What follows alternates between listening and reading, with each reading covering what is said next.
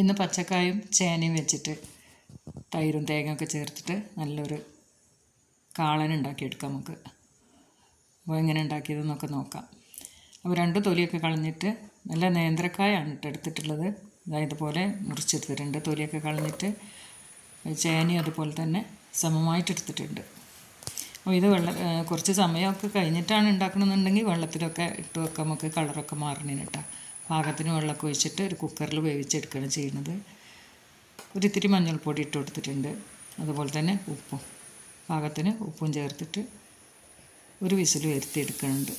അപ്പോൾ ഇതാ എയറൊക്കെ പോകാൻ തുടങ്ങി, വിസിലിട്ട് കൊടുക്കുകയാണ്. അപ്പോൾ ഒരു വിസിലൊക്കെ വന്നിട്ടുണ്ട്.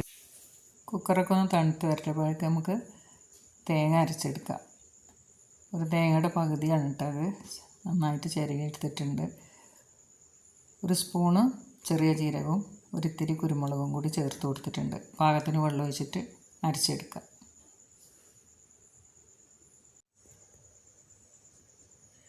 ഇപ്പോൾ പച്ചമുളക് ഇടാൻ മറന്നു പോയിട്ടാണ്. ഒരു 4-5 പച്ചമുളക് ഇടാമെന്ന് വിചാരിച്ചിരുന്നു. അപ്പോൾ ഒരു 4 പച്ചമുളകെങ്കിലും ഇട്ടിട്ട് നമുക്കൊന്ന് ഒന്നും കൂടി ഒന്ന് മിക്സ് ചെയ്തെടുക്കാം. അപ്പോൾ ഒക്കെ ക്ലിയർ ആയിട്ടുണ്ട്. കുക്കറൊക്കെ ഒന്ന് തുറന്ന് നോക്കാം നമുക്ക്. അപ്പോൾ ഇതാ പച്ചക്കായും ചേനയും വിചാരിച്ചത്ര തന്നെ വെന്തിട്ടില്ല കേട്ടോ. കുക്കറിലിട്ടിട്ട് തന്നെ 2 വിസിലൂടി വരുത്തിയാൽ മതി. ഞാനിതാ ഒരു ചട്ടിയിലൊക്കെ വെച്ചിട്ട് വിറകടുപ്പിൽ വെച്ചിട്ട് വേവിച്ചെടുക്കാമെന്ന്. അപ്പോൾ തേങ്ങ അരച്ചതും അതുപോലെ തന്നെ നമ്മുടെ തൈരും ഒരേ അളവിലെടുത്തിട്ടുണ്ട് കേട്ടോ. അതൊക്കെ പിന്നെ നമ്മൾ ഇഷ്ടത്തിനനുസരിച്ചിട്ട് എടുക്കാമല്ലോ. അപ്പോൾ ഇതുപോലെ ഒന്ന് എന്താ പറയുക, നല്ലോണം അടച്ചിരുന്ന് വെന്ത് തണുത്തിരിക്കുകയാണ് കേട്ടോ. അതിലേക്കാണ് ഞാൻ ഈ തേങ്ങ ഒഴിച്ചു കൊടുത്തത്. പെട്ടെന്ന് ഉണ്ടാക്കിയതല്ല കേട്ടോ, നാളത്തേക്ക് ഇന്നെന്ന് പറഞ്ഞ പോലെയാണ് ഉണ്ടാക്കിയിട്ടുള്ളത്. അപ്പോൾ ഇതാ തേങ്ങ ഒന്നും കൂടി ആ പാത്രം, നമ്മൾ മിക്സിൻ്റെ ജാറൊന്നും കൂടി വെള്ളമൊക്കെ ഒഴിച്ചിട്ട് അതും കൂടി ഒഴിച്ചു കൊടുത്തിട്ടുണ്ട്. ചട്ടിയാകുമ്പോൾ അടിയിലൊക്കെ ഇങ്ങനെ അതാ പറ്റി പിടിക്കുമല്ലോ, കരിഞ്ഞിട്ടൊന്നുമില്ല കേട്ടോ. നന്നായിട്ടൊന്ന് ഇളക്കി മിക്സ് ചെയ്തിട്ടുണ്ട്.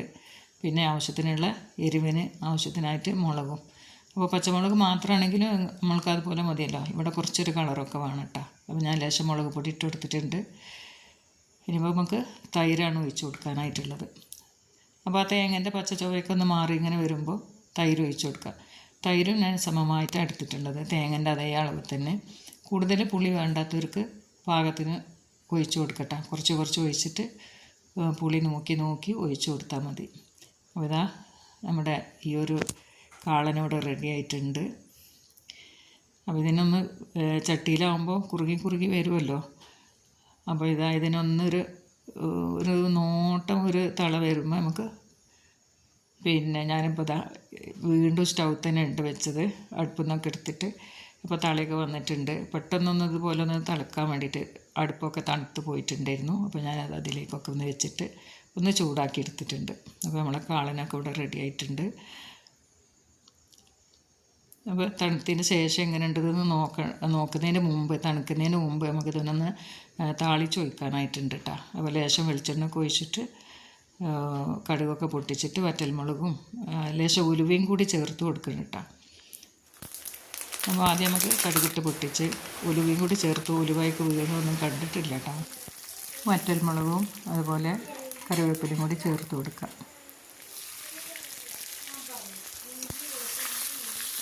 അപ്പോൾ നല്ലൊരു മണമൊക്കെ വരുന്നുണ്ട്. അപ്പോൾ ഇവിടെ നമ്മുടെ ഈ ഒരു കാളനൊക്കെ റെഡി ആയിട്ടുണ്ട്.